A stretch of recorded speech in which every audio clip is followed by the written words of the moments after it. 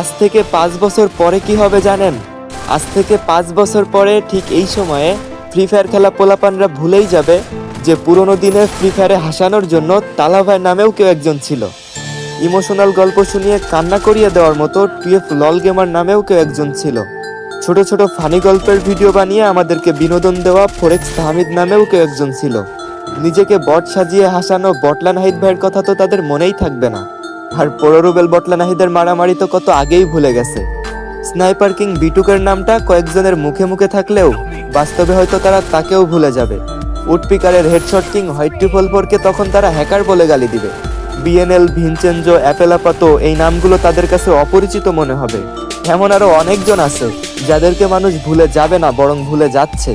আজ থেকে 5 বছর পরে তারা নতুন ইউটিউবার হিসেবে অনেককেই পাবে, আর তাদেরকে পেয়ে একসময়ের পুরাতন কিছু লিজেন্ডকেও ভুলে যাবে।